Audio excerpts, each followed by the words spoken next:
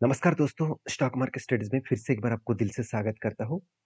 मुझे बहुत दिनों से एक कमेंट्स आ रहा था कि सर आप पराग मिल के बारे में एक वीडियो ज़रूर शेयर करिएगा। क्योंकि इस कंपनी बहुत सारे लोगों को लगता है कि एक फ्यूचर में मल्टीबिगर कंपनी बन सकते हैं, मल्टीबिगर रिटर्न देने का कैपेबिलिटी रखते हैं। क्या सचमुच में मल्टीबिगर देने का कैपेसिटी है?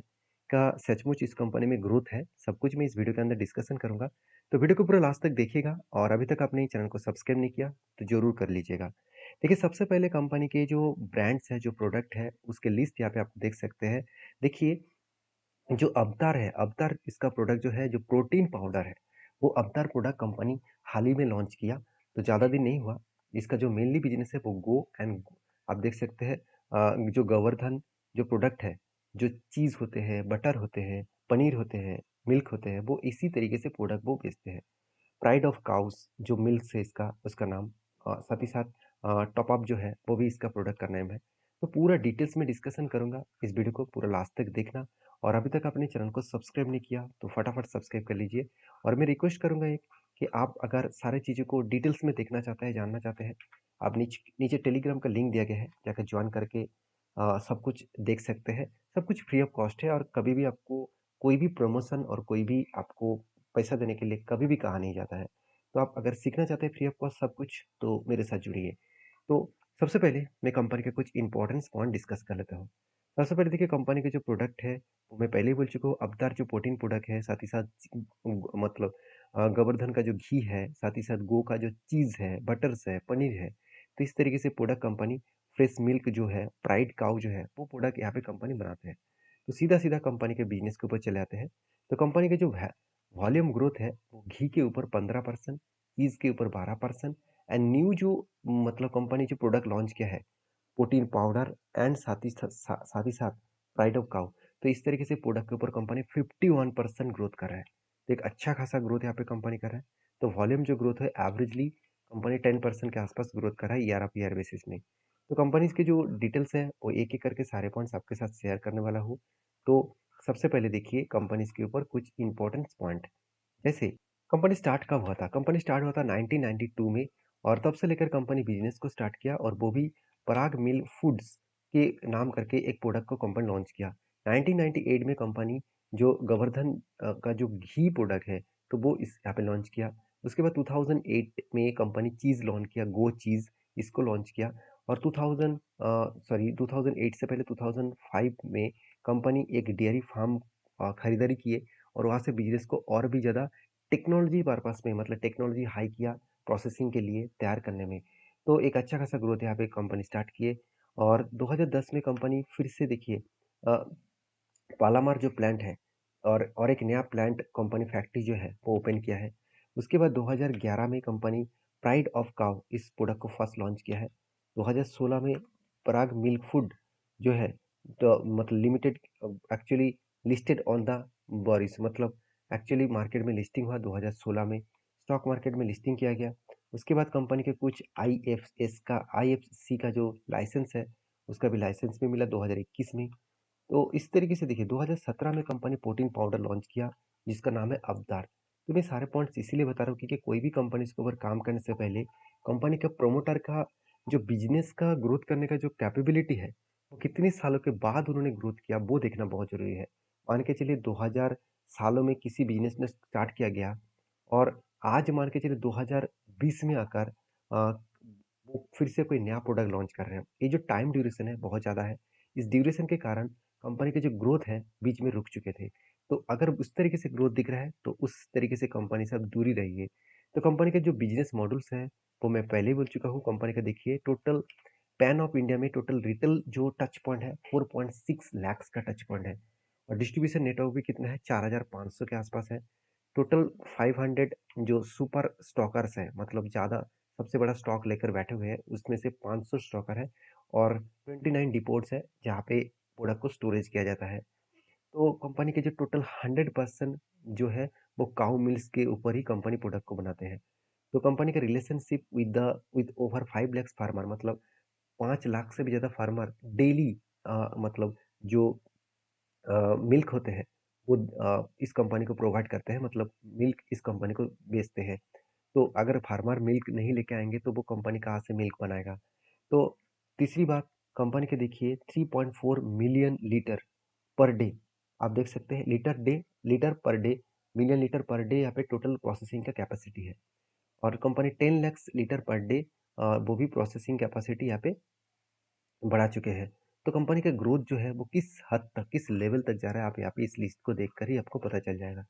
अब इसका मैनेजमेंट भी देखिए, मैनेजमेंट भी बहुत पुराना है, बहुत एक्सपीरियंस मैनेजमेंट है और इसके चेयरमैन से लेकर इसका मैनेजिंग डायरेक्टर से लेकर तो एक एक्सपीरियंस कैटेगरी का मैनेजमेंट है। तो सीधा-सीधा कंपनी के ऊपर एक पॉजिटिव थिंकिंग देता है क्योंकि देखिए मैनेजमेंट ही सब कुछ है।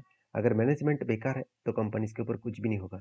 जैसे देखिए कंपनी सेगमेंट वाइज़ किस तरीके से ग्रोथ कर रहा है, सीएजीआर मतलब साल भर में जो सीएजीआर का ग्रोथ है वो कितना हो रहा है?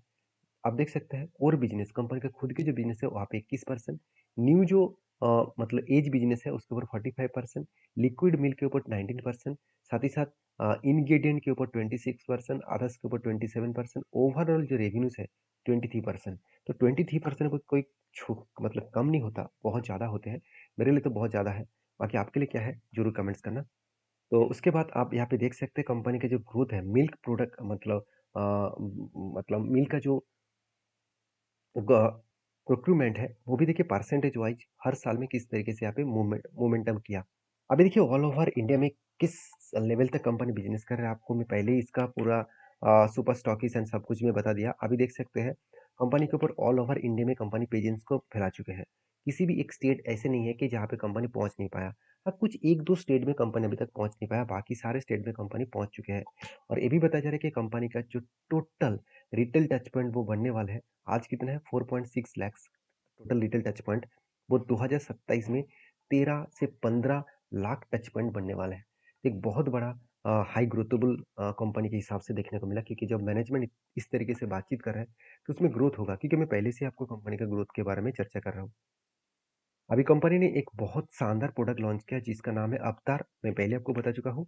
ये एक्चुअली प्रोटीन पाउडर है और आप सभी जानते हैं इंडिया में एक ट्रेंडिंग है, अगर 2 दिन भी जिम में जाए, तो वो सबसे पहले प्रोटीन पाउडर को खरीद खरीद के ख मतलब वो खरीद लेते हैं, क्योंकि उसको लगता है प्रोटीन पाउडर पीने से ही बॉडी बन जाते हैं। तो ये देखिए ये कितना सच है, कितना गलत है, वो तो मुझे पता नहीं, मगर मैं हमेशा देखता हूँ कि इस तरीके से प्रोडक्ट को जो जितने सारे जिम का ओनर होते हैं, वो इसको प्रमोट करते हैं।